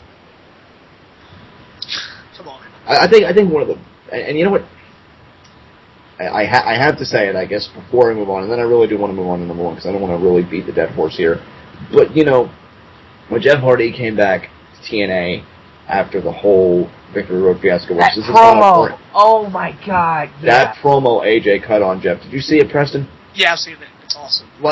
This is not bashing Jeff. I'm not even going to focus on Jeff. I'm just going to say, that I think TNA should have been listening to that, and they should say, you know what? Yes, let's push Hardy because you know he's a star or whatever, but let's also push AJ Styles because he is and you what know he what? says he is. You know, and I'm going to end it on this. The fact of the matter is that Jeff Hardy is getting a push over AJ Styles. When AJ Styles has one of the most squeakiest clean records on in the freaking wrestling business. The fuck is that shit? Sorry. Let's move on. I think we said what we need to say. The biggest change that needs to be done, if anything else, TNA, get the fuck out of that Impact Zone. Yes. Good fucking God. One thing that I can remember from watching the previous Impact shows, that crowd is dead. They do not give a fuck about what they're watching. What happened to the TNA crowd that was in the Impact Zone back in 2004, especially for some of the biggest matches in TNA history, like the cage match between Triple X and AMW, or some of the big things that have happened in the Impact Zone? What happened to those TNA loyalists? What happened to those fans that would soon... one of my favorite TNA chants is, whoa, Abyss, or something like that, and then, holy, just all the stuff TNA fans used to do, they're gone. Where are they? Disappeared. What happened to them? I get it that the company has changed, but the people are still there. Why not? Why aren't you there supporting your? What happened to the? Oh my god! Well, the common sequence after a dream happens is that people wake up, Alex. Yeah. And I think that's exactly what happened. They woke up. They said this company's shit. They woke up. They said, "Fuck this shit." I get that, but regardless, because believe it or not, there are fans out there that still love TNA. The problem is, not all of them are in Orlando, Florida. So I think TNA seriously think about going on the road, actually getting themselves out there to towns that actually want them. You know what I'm saying, guys? Yep. No, absolutely. You never see WWE stationed in the same place. I mean, maybe in the same general area after a big pay-per-view, like in WrestleMania, with the following Raws and SmackDown were in Miami, and thank God for that because the crowd was amazing. But it's not a week-to-week thing. I guarantee you, where are they going to be? Where are they even going to be next week? I don't know, but I guarantee you, it's not Miami. They get out of there. They're DC next week, aren't they? They're DC next week, and TNA. It's like, oh, where are we going to be next week, brother? Orlando. Where are we going to be next week, brother? Orlando. Where are we going to be next week, brother? Orlando. Are we going to be anywhere besides Orlando? No. Guys, that's the problem because we always talk about how a wrestling product is really centered around. And you know what? I know people are probably going to think ECW Arena. Here's the thing with that: ECW moved. ECW went elsewhere besides the ECW Arena. They went to New York. They went to Florida. They went to Ohio. They went to all over the place. And even then, Preston, because once in a while they were mainstay in Florida. But every single night, that crowd was on fire. Fire. They cared about ECW because they wanted ECW to succeed. TNA is just like, the crowds don't give a shit. It's just like, oh, look, it's a spectacle. Oh, look, it's wrestling. Oh, this is awesome. It's really Sting, sad. Yay, it's Sting. Woo. And when I hear those canned heats and I see the crowd not even moving an inch, so fucking sad. It's hilarious. like crickets, meh, meh, meh, but then, you can, boo, or yeah! You can have a 5-star match in an arena like that. And they don't give a shit. It's just like... It'd be like a 1-star match. Because the crowd isn't reacting to it. Guys, we just saw one of the best crowds this past Monday at Miami. That crowd was so hot, it made the show feel like it was one of the best Raws ever. That Raw, in my opinion, if I was going out of 10-star rating, it was a 6. They made it a 10 out of 10. That's how good that crowd was. The crowd makes a difference. The crowd makes a big difference. And if the crowd isn't there, it really hurts you. If anything else, TNA should seriously think about changing their landscape. When I went to SmackDown in 2009, the entire building was chanting 619. It was the fucking awesomest thing I've ever been a part of. That's what I'm talking about. When you're in a crowd that's hot, it's awesome. If you're a crowd that's dead, it's like either you try to make it hot, like I have done before, or just say fuck it and just kind of go. When I watch that show, you know what I tell myself? Why the fuck would I want to be there? Why the fuck would I even want to go there? But you know what that Miami crowd did? It made people go, damn, I want to go WWE. And that's what I miss. Yes. I miss those crowds that make me go, I want to fucking be there. I still get that with the ROH crowds. I watched the ROH pay-per-view a while ago. The crowd was good. And those are the type of crowds that I feel like, you know what, I want to be a part of that crowd. I want to be checking those chants. I want to be, in that atmosphere. I don't want to be in this lame atmosphere that TNA has nowadays. I was just going to say, how can this roster even feel like a legitimate wrestling company when they're stationed in one area? And, not counting the house shows or live events that they do where they do go other places. Your televised product. How can you feel like a roster when you're rooted in the ground? How can an AJ Styles feel like a truly great superstar, which he is, but he does... I can't believe I'm about to say this, and somebody take me out in a shooting range and finish me, but it has to be said. AJ Styles doesn't have the credibility of a real superstar because his name isn't out there. Thank God for YouTube. Here's the thing. If I pulled 10 people off the street and I go, who's AJ Styles? They'd go, I don't fucking know. Right. You know what I'm saying? Exactly. And that's the problem. Who's Hulk Hogan? I know who that is. Who's John Cena? I don't know who that is. Who's Rey Mysterio? I know who that is. And you know what's funny, Preston? I bet you more people know who Justin Gabriel is than AJ Styles. That's sad. That's really sad. Because here's the thing. While I love places like YouTube, and while I believe that the internet has become the modern day tape trading, which I love, it's not enough. It's not enough to discover, who an AJ Styles is. They need to get out there. Because, Alex, your number one ties in with, our number two. They coincide with each other. You can't make AJ Styles your John Cena if he doesn't have the legitimacy of one. Who in the hell is going to care about AJ Styles when he's rooted in the ground in Orlando? And he's had great moments, but they're all in Orlando. They're all in the Impact Zone. They're all on pay-per-view. And do their pay-per-views even move out of the Impact Zone? Their pay-per-views move to other locations, don't they? Very rarely. Rarely. And when they do, they don't draw shit. Battle for the Glory was in Philadelphia. Battle for the Glory is all I need to say. Less than a normal WWE house show. Less than half the crowd there. Less than half of a house show that I've been to, the Raw and the SmackDown house shows I went to, were at least 5,000 people. Fuck. You suck. You suck. It's just, Alex, you have to agree that you don't make... you gotta make superstars by getting them that international influence. John Cena's been to Japan, Germany, the Middle East, and so have other superstars, of course, like even the Santinos, the Divas, whatever. But that's what gets them the appeal. And, that's why I said earlier, I think one of the most brilliant things TNA has done is the Ring Ka King promotion in India. Because they're going to a place that isn't really known for pro wrestling, that's been starving for the product. TNA capitalized. That was very smart on their part. Why can't we see that ingenuity more often? What the hell is wrong with you people? Where am I right now? It's just, you're not going to make the stars that you need to make to be a company unless you actually start acting like a company first. Do you have anything to add, Alex? No, John, you just pretty much nailed it on the I'm done. I just really feel like, John, it's like the need to be the best has left TNA, and them staying in the Impact Zone is perhaps the biggest indication of that. They know that crowd is dead. They know the people that they're with are only there because of free, not even making them pay for the tickets. They just come in, do whatever, and then walk away, and then settle with canned heat.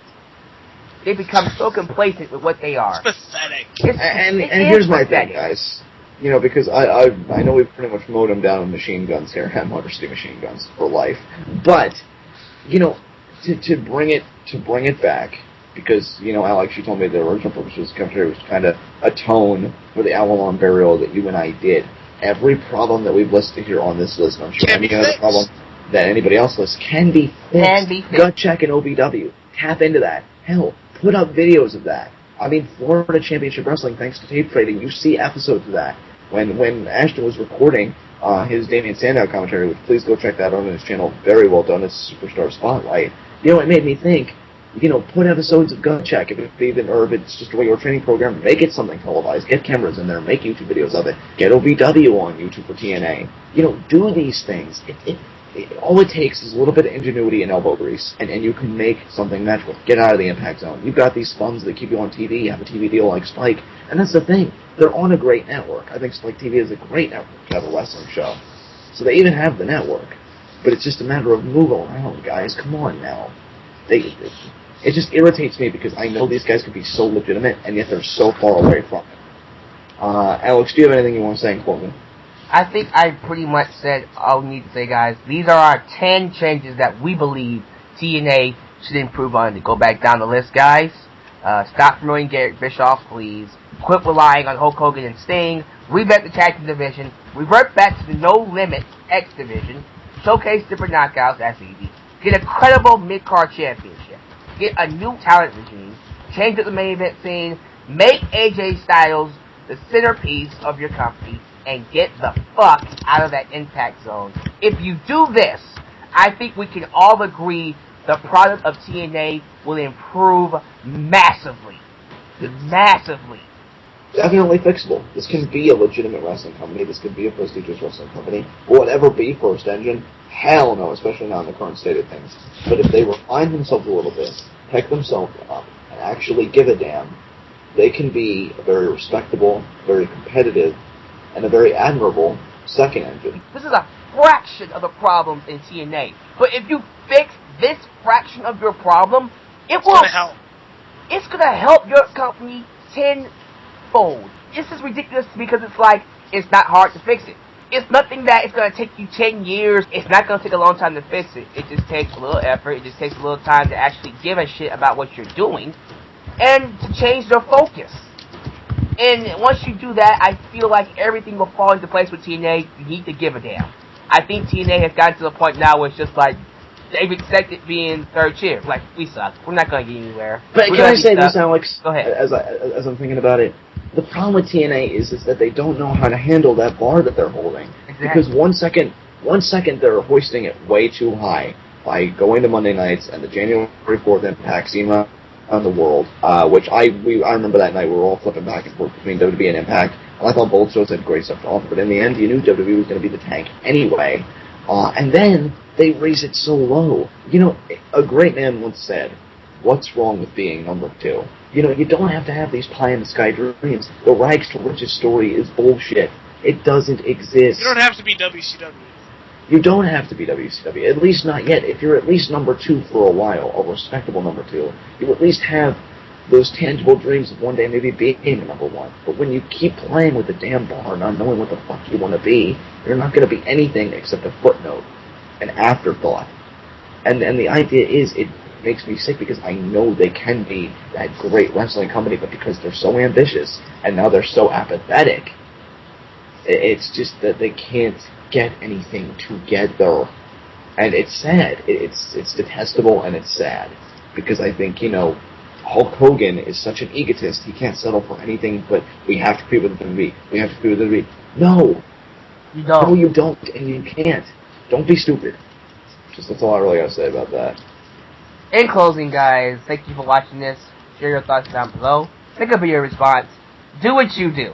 Again, TNA has all the tools to fix their problems. They're doing some good stuff. Again, I like Bobby Roode as world champion. I like the feud between him and James Storm. I like the Knockouts division. And I like the flow of the show because it used to be much worse. when Oh yeah, it used to be was- Immortal opening up every week, which fucking sucked ass. it became very formulaic. Nowadays, it's a little bit more different. That's good. But along with that, there's still some nagging, glaring problems that can easily be fixed by just changing focus and just caring about being the best. Get that drive back, TNA. Get that drive back. You don't have to be first place. But the fact that you want to be it, I think that's what made TNA great back in the day. Because even though TNA was not first place back in the day, oh my god, it was doing whatever it could to be first place. TNA used to get back at that. They need to see this list, especially number 1, because let me tell you, and all trolling aside, and I know I'm going to be a dick for saying this, but if you can't get out of the impact zone, then AJ Styles won't draw. He won't draw. He won't. He won't. Real quick before we do sign off here, I want to say go check out Wrestling Potpourri. No, it's not even Potpourri. Go check out the Potpourri that me and John and Eon did tonight. That's on Beer Money 2K. Also, I'm sure this is going to be up probably before Wrestling Paradise. I want you guys to check out Paradise. Me and Alex did last night, I think is what we did. Preston, by the time this is up, it's going to be after Paradise. Okay, so it's going to be after Paradise. Well, anyways, check that out as well. And I want to thank everybody who's subscribed to all of our channels. We have seen a significant amount of subscriber rise as of late. I know my personal channel has nearly seen a 10 sub upgrade in the past 3 days. Beer Money's been getting a lot of subs as well. So we've been getting a lot of subs. So I want to thank everybody who's been subscribing to not this channel, but all the channels that we have going. And, keep supporting, and we'll keep pumping out all these great videos and great topics. So with that being said, I am done with this video, and I'm glad Alex and John invited me, because it was originally just going to be them two, but they said, why not you join? I'm like, alright, fuck it. But, yeah, great video. I love the topics, and TNA, fix your shit. Fix it. Okay. Thanks for watching. Do you have any trolling you want to get out of your system, Alex, before we close? I'm going to restrain the Dan troll for this one. Sorry, guys. Maybe next time. Boo! Boo! Maybe next time. We're giving next time. We're giving Alex a greater reaction than the Impact wrestlers get at the Impact Zone. That's John. Fucking sad. But yeah, guys, thanks for watching this video. Hey, give us some feedback on this. I'm pretty sure we got somebody that feels differently. If you feel differently, yeah, make a video response. We'll promote it. We don't care. We want to get you guys talking. If you agree with us, for Christ's sake, please get this message out to TNA. Because we want the company to succeed. That's my thing about TNA. I'm not pissed at TNA because I want it to fail. My anger for TNA comes from the fact that I know they can't succeed, and I want them to succeed, but they're not doing anything in their power to succeed. It's like that thing about, I care more about you wanting to be number 1 than you do. And that, to me, is a big problem. So again, guys, thanks for watching. If you enjoyed it, share your thoughts down below. With that said, I'm going to go ahead and sign off. Thank you, Preston. Thank you, John, for being here. Check out the links down below. For friends, for wrestling, forever, for Horsemen. Fuck yeah. Horseman, motherfucker. We taking over. We already taking over. Well, we're taking over anyways. 100 subs in less than a fucking week. We're gonna kick your ass. We're out, bitches. Peace.